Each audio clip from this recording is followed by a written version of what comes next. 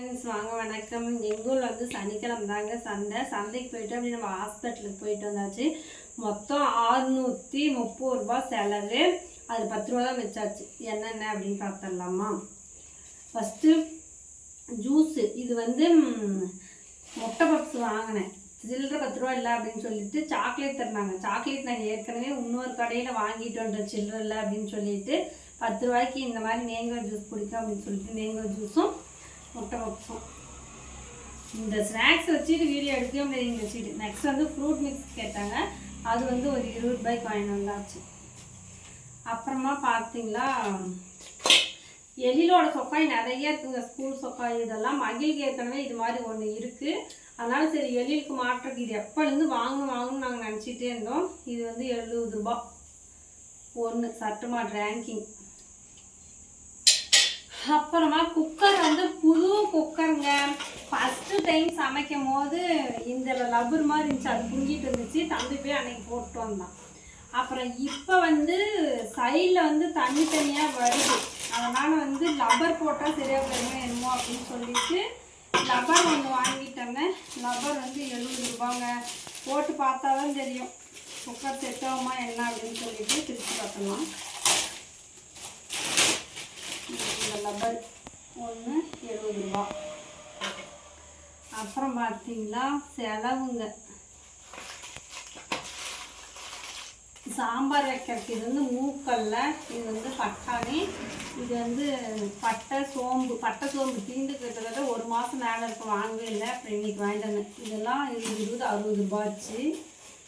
அதில் இஞ்சி ரேட்டு ரொம்ப அதிகங்க. இதுவே 20 ரூபாயாம்மா.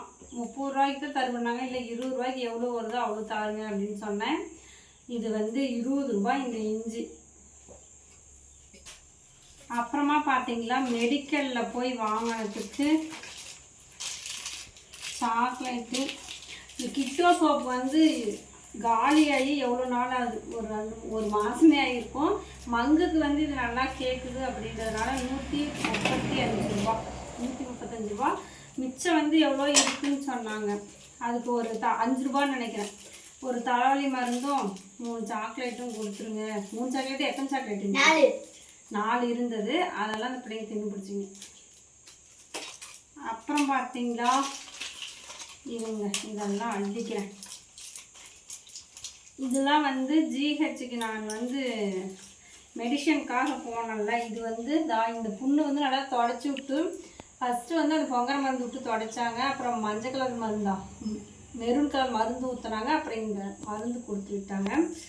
அப்புறமா இது வந்து கீரிப்பூச்சி மாத்திரை 4 பேர்த்துக்கும் வாங்கிட்டு வந்தேன். அப்புறமா இதெல்லாம் வந்து இது வந்து 2 மாத்திரை காலையிலையும் நைட்டுக்கும். இந்த மாத்திரை வந்து காலையிலையும் நைட்டுக்கும் சாப்பிட்ட பிறகு ஒவ்வொன்று. நான் மாத்திரை வாங்கும் போதே என்ன சொன்னேன்னா, அக்கா மாத்திரை முழுனா தூக்கம் வரக்கூடாதுக்கா. தூக்கம் தான் என்னால் வந்து 2 நாளைக்கு அப்படியே மயன்னு போதைக்கார மாதிரியே இருக்குது. அதனால் எனக்கு தூக்க மாத்திரை வேணாம் அப்படின்னு சொல்லித்தான் நான் மாத்திரை வாங்கினேன். தூக்க மாத்திரை கொடுத்தாங்களா எனக்கும் தூக்க மாத்திரைக்கு செட் ஆகாதில்லைங்க. அப்படியே 2 நாளைக்கு வேலையே செய்யாத படுத்துகிட்டே இருக்கலாம் போல் சலுப்பாக சோம்பேறி மாதிரி ஆயிடும். அதனால் தூக்க மாத்திரை வேணாம் அப்படின்னு சொல்லித்தான் நான் மாத்திரை வாங்கினா வாங்குவேன். இது வந்து ஜிஹெச் மாத்திரை தான். நான் போனது ஜிஹெச்சுக்கு தான். ஜிஹெச்சில் 1 ரூபா கூட செலவு இல்லை. ஆனால் 620 ரூபா செலவு. ஃப்ரீயாக போய் வைத்தியம் பார்த்ததுக்கு 620 ரூபா வந்து செலவு. இந்த 10 ரூபா தான் மிச்சம். அப்புறமா காய்கறிங்க. 1 கிலோ தக்காளி விலை பரவாயில்லைங்க. 20 ரூபா 1 கிலோ தக்காளி. 2 கிலோ வாங்க சொன்னாங்க. நான் இருந்துக்கிட்டு தக்காளி வந்து அடுத்த வாரம் கண்டிப்பாக விலை இறங்கும் அப்படின்ற நம்பிக்கையில் 1 கிலோ வாங்கிட்டு வந்திருக்கேன். அப்புறமா க்ரீன் மிளகாய் பச்சை மிளகாய் 10 ரூபாய்க்கு. அப்புறமா உருளைக்கிழங்கு வந்து 1/2 கிலோ போட சொன்னேன்னு நினைக்கிறேன். எவ்வளோன்னு தெரியல. அவ்வளோதான் காய்கறி. தக்காளி பச்சை மிளகாய் உருளைக்கிழங்கு இஞ்சி இது மட்டும்தான். அப்புறமா நான் மாமா வந்து குச்சிக்கிழங்கு 30 ரூபாய்க்கு வாங்கி வச்சிருச்சு. இதுவும் ஸ்நாக்ஸ் தான். சும்மா ஜிஹெச்சுக்கு தாங்க போனேன். ஜிஹெச்சுக்கு போனதுக்கு இவ்வளோ பில்லு. அப்போ செலவு பண்ணுன்னு போனால் எவ்வளோ பில் ஆகும் இங்கே பாருங்கள்.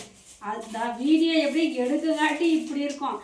இந்த பிள்ளைகளை வச்சுட்டு ஸ்நாக்ஸ் மட்டும் வீடியோ எடுக்கவே முடியாதுங்க. இதில் எது வேஸ்ட்டு செலவு அப்படின்னு பார்த்தீங்கன்னா எதுவுமே வேஸ்ட்டு செலவு இல்லை. எனக்கு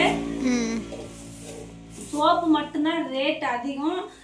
ஏன்னா அது நான் வாங்கி போட்டு தான் ஆகணும். மங்கு வந்து இது மறைஞ்சி தான் ஆகணும். அதனால் சோப்பு மட்டும் மூஞ்சிக்கு மட்டும்தான் சோப்பு, ஃபேஸ்க்குலாம் வேறு சோப்பு. அது மட்டும்தான் எனக்கு கேட்டால் ஹை ரேட்டு. மற்றது எல்லாமே யூஸ் ஆன பொருள் தான். வீடியோ பிடிச்சா லைக் பண்ணி, ஷேர் பண்ணி, சப்ஸ்கிரைப் பண்ணி சப்போர்ட் பண்ணுங்கள். நான் எப்பயுமே சிக்கனமாக பார்த்து தாங்க செலவு செய்வேன். அது என்னோடய இயற்கையே அப்படி தான். அதேமாரி பொருட்கள்லாம் மற்றவங்க யாராவது வாங்கினதே எனக்கு பிடிக்கவே பிடிக்காது. பொருள் வாங்க மகிழ் தான் மேக்ஸிமம் போவான். அப்புறம் எதோட்டுமே எங்கள் அப்பா வாங்கிட்டுரும்.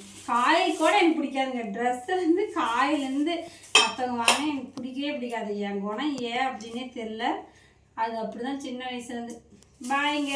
வீடியோ பிடிச்சா லைக் பண்ணி, ஷேர் பண்ணி, சப்ஸ்கிரைப் பண்ணி சப்போர்ட் பண்ணுங்கள். டாட்டா பாய்.